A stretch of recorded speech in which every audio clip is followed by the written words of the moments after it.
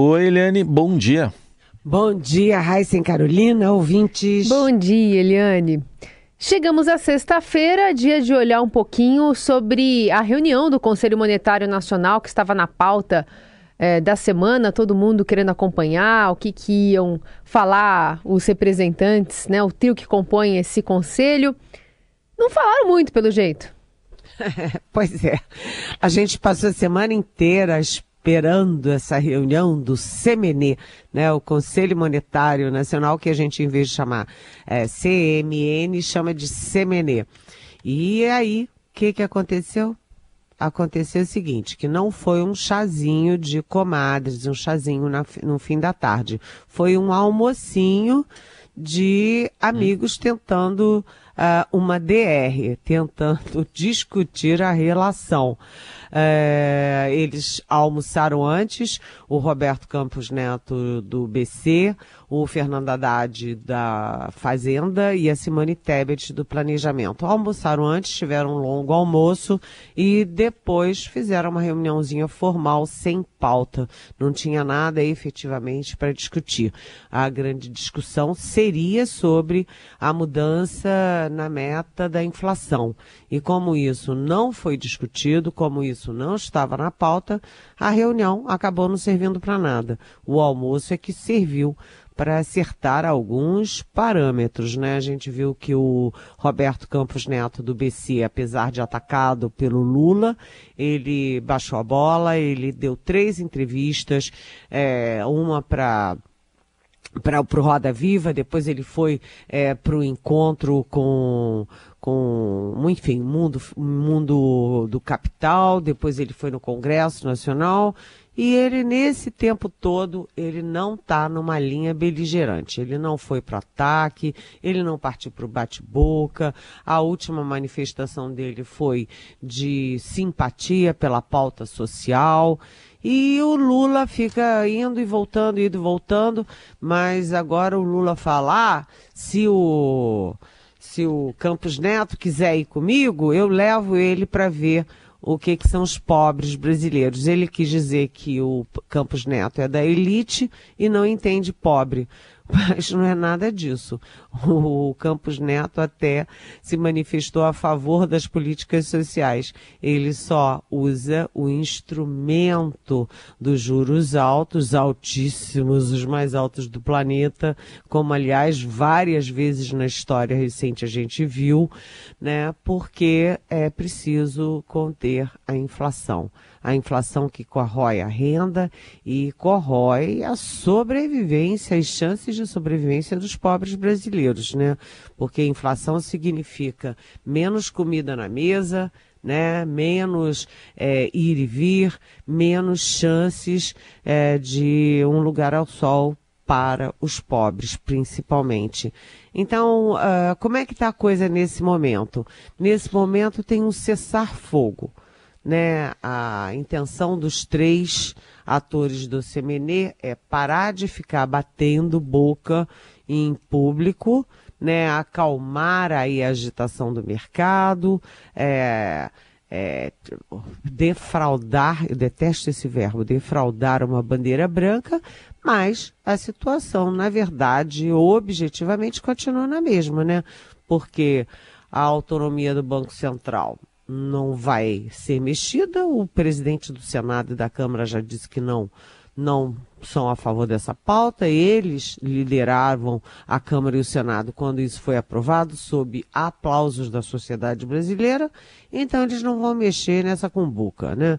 Meter a mão nessa cumbuca de rever a autonomia do Banco Central. Vai continuar. Os juros altos vão continuar até que o governo faça parte dele de apresentar uma âncora fiscal, né? Apresentar o que pretende fazer para conter essa explosão de gastos públicos, né? Sem contrapartida. Então, o Haddad prometeu que a âncora fiscal, a nova proposta, vem aí em março. E em terceiro lugar, a meta de inflação vai continuar. Irreal? É sim, irreal, mas vai continuar porque, como o Roberto Campos Neto ponderou, não tem como mudar. Se mudar, se flexibilizar, se aumentar um pouquinho, o mercado vai entender. E olha, eles não têm controle sobre a inflação vai continuar alta, vai criar uma expectativa negativa e vai explodir. E isso seria uma pressão ainda maior sobre os juros. Ou seja, uma coisa puxa outra, puxa outra, puxa outra, e o que acontece é que nada sai do lugar. Tudo muda para nada mudar, enfim. Muito bem. Eliane, o que muda é o Bolsa Família, que volta a ser Bolsa Família. O que tem de novidade? O que está sendo preparado e pode ser anunciado pelo presidente Lula? Olha, o presidente Lula hoje, aliás, daqui a pouquinho, às 9h30, ele se reúne com o ministro-chefe da Casa Civil, o Rui Costa, com o ministro da Fazenda, o já citado Fernando Haddad, e também com o ministro de Justiça Social, que é o Wellington Dias. Essa reunião é exatamente para definir os novos parâmetros do Bolsa Família. O Bolsa Família é um carimbo da era PT, um carimbo das gestões anteriores do Lula, e ele vai tratar isso com carinho. Ou seja, vem aí boas notícias, possivelmente ainda hoje, vamos torcer. E depois, às 4h, Lula embarca para Salvador e vai passar o carnaval na Bahia, porque ninguém é de ferro, né? Esperamos que ele esfrie a cabeça, descanse, curta muito a janja e que volte menos beligerante contra o Banco Central. Eliane Cantanhede continua conosco. Eliane, hoje o Estadão informa aqui numa reportagem do Felipe Frazão que a invasão e a depredação das sedes dos 3 poderes no dia 8 de janeiro por apoiadores do ex-presidente Bolsonaro resultaram até agora na prisão de 3 militares, na abertura de pelo menos 3 inquéritos policiais militares, né? Assim, entre os 937 presos por envolvimento nos atos, há só 3 militares da reserva das forças, um capitão, um soldado e um suboficial. Esse último está recolhido no quartel da Marinha. E aí a gente tem essa decisão do ministro Lewandowski, do Supremo, suspendendo mais uma vez a análise sobre a possibilidade de restringir o alcance da justiça militar para julgar crimes cometidos por militares durante garantia da lei e da ordem. Queria te ouvir sobre essas questões que envolvem a mistura, né, de integrantes das Forças Armadas e a política brasileira. Pois essa decisão do Supremo, o que aconteceu com essa decisão? Ficou uma mistura entre o objeto do julgamento do Supremo e a percepção sobre o julgamento do Supremo. Objetivamente, o Supremo Tribunal Federal estava decidindo se a GLO, a garantia da lei e da ordem, que é o uso das Forças Armadas, particularmente do Exército, em funções de polícia, né, em áreas urbanas, como, por exemplo, as comunidades do Rio de Janeiro, se isso é uma atividade militar ou se é uma atividade civil, já que eles estão atuando como polícia. E nesse caso, sim, 5 ministros já tinham dito que sim, é uma atividade militar, né? Com mais um voto, 6, você já teria metade do Supremo Tribunal Federal, portanto, já estaria garantido que é uma atividade militar. Portanto, todas as ações continuariam na justiça militar, né? A justiça envolvendo as ações na GLO. E aí ficou uma grande confusão, porque isso é jogar na justiça militar todas as ações, por exemplo, está lá um soldado ou está lá um capitão, alguém seja, inclusive da PM, né, dá um tiro em alguém, mata alguém, inocente numa ação dessas. vai para a Justiça Militar, não vai dar em nada.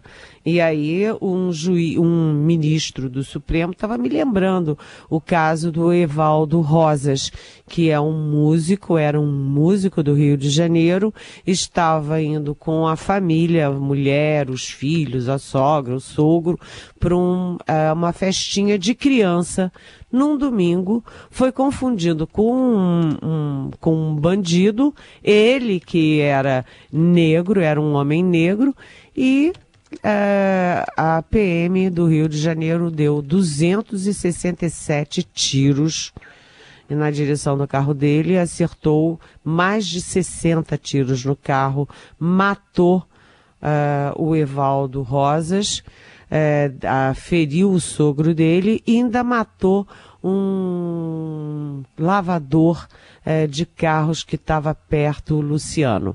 E aí, dos 12 militares envolvidos, 8 foram condenados a 30 anos, mas cá para nós. Sabe qual foi o resultado do julgamento? Foi 3-2. Ou seja, quase metade dos julgadores militares foram contra a condenação. Se essa gente dá 200 e tantos tiros contra um carro civil, tinha que ser um julgamento por unanimidade, uma condenação por unanimidade. Então é uma decisão muito complexa, né? Porque desde 1992 você já teve 145 GLOs, ou seja, 145 vezes o exército já foi usado em função de polícia, e você não pode simplesmente deixar na Justiça Militar uma decisão dessa gravidade, né? O corporativismo militar protegendo militares, porque isso seria indiretamente um excludente de ilicitude, que é o seguinte: um direito de matar. Você está numa operação policial, você dá um tiro numa pessoa inocente, num pai de família, numa mãe de família, no filho de alguém. Mas você estava em missão, você estava trabalhando, então pode, né? Então é uma questão muito complexa, e o que o ministro Lewandowski fez foi mais do que simplesmente suspender o julgamento, porque ele tirou do plenário virtual para o plenário real, e com isso a votação volta a estaca zero, começa tudo de novo para dar tempo de uma melhor reflexão. Agora, claro que isso tem uma conexão com a questão aí de 8 de janeiro, em que você teve militares da reserva, você teve familiares de militares da ativa, enfim, e você teve a omissão de militares em a posição de comando, que é uma omissão dolosa, né? O futuro presidente do Superior Tribunal Militar, o STM, que é o coronel Francisco, ele é brigadeiro de 4 estrelas da aeronáutica, o Francisco Joseli, ele já disse que todos os casos de omissão e de ação criminosa no 8 de janeiro de militares, esses atos serão punidos exemplarmente. Ele se comprometeu com isso. E o Joseli é simplesmente o brigadeiro que era o piloto dos aviões do Lula, principalmente do Aerolula, nos 2 governos do agora novamente presidente Lula. Portanto, ele tem ligações fortes com o Lula, com o PT, e ele garantiu que esses crimes seriam punidos. Mas como a coisa está muito complicada, né, o Supremo botou um pé no freio, recuou para dar tempo de analisar melhor essa questão. Aliás, muita gente se pergunta, será que é preciso uma justiça militar no país? Né? Militar que comete crime comum, matou a namorada, deu um tapa em alguém, sei lá, cometeu um crime de racismo, de homofobia, alguma coisa, ele tem que ser julgado na justiça comum, como todo mundo, né? Justiça civil, justiça comum. Mas, enfim, e isso também traz à tona, além de trazer à tona da existência ou não de uma justiça militar, também traz à tona a questão da GLO. E isso já tem gente lá no Congresso se mexendo para apresentar um projeto acabando com a possibilidade de uso do Exército e das Forças Armadas em ações policiais. Ou seja, o ambiente todo muito tenso, muito ali, sabe, tá muito fervendo, borbulhando. Não está na hora de tomar decisões muito drásticas, não. Está na hora de pensar bem antes de decidir. Bom, Helene, ainda nessa área militar, para a gente concluir, também talvez como fruto do 8 de janeiro, tem mudanças aí nos comandos de áreas, inclusive do Distrito Federal. Olha, os comandantes militares do Sul, do Sudeste, do Norte, tá todo mundo sendo mudado. Tá tendo uma dança de cadeiras bastante forte no Exército Brasileiro, depois que o próprio comandante do Exército foi trocado. O novo comandante, o general Tomás Paiva, tá mexendo muito ali no tabuleiro do Exército, mas chama atenção principalmente a mudança do comandante militar do Planalto. Sai o general Gustavo Henrique Dutra de Menezes e entra o também general Ricardo Carmona. Essa medida é importante, por quê? Porque o comandante militar do Planalto é quem cuida da região militar, dos 3 poderes, aqui do Planalto Central, do Distrito Federal.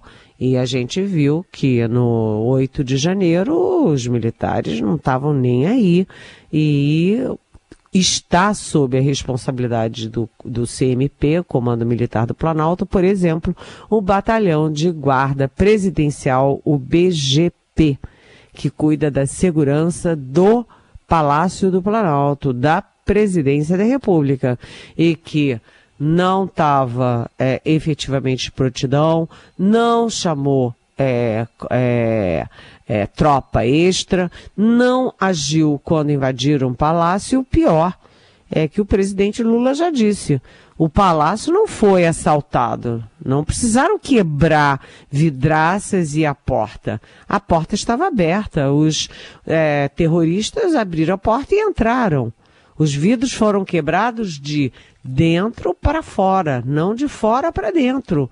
E aí o batalhão de guarda presidencial, o BGP, tem que se explicar, e o comandante militar do Planalto tem que se explicar, aliás, está se explicando.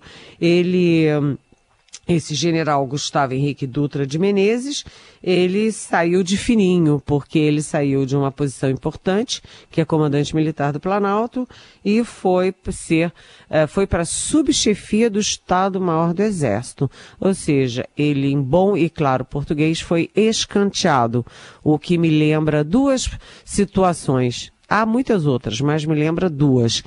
Uma, quando, então, comandante militar do Sul, o general Hamilton Mourão, defendeu, sim, a intervenção militar.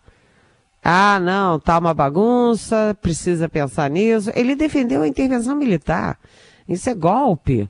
E aí ele foi retirado do comando militar do Sul e foi colocado ali num posto bem burocrata no Departamento de Economia. Isso me lembra também o almirante de 4 estrelas, Flávio Rocha, que é um homem brilhante, fala 5 línguas, primeiro de todas as turmas na Marinha, e que se embolou ali com o Bolsonaro, e que agora foi escanteado por uma posição muito, muito aquém da capacidade dele lá no Rio de Janeiro, para ficar sentadinho esperando ir para a reserva. poderia ter sido chefe do Estado-Maior da Armada, poderia ter sido até comandante da Marinha, mas mergulhou muito fundo no bolsonarismo e encerra a carreira escondidinho num cantinho lá da Marinha. Uma pena.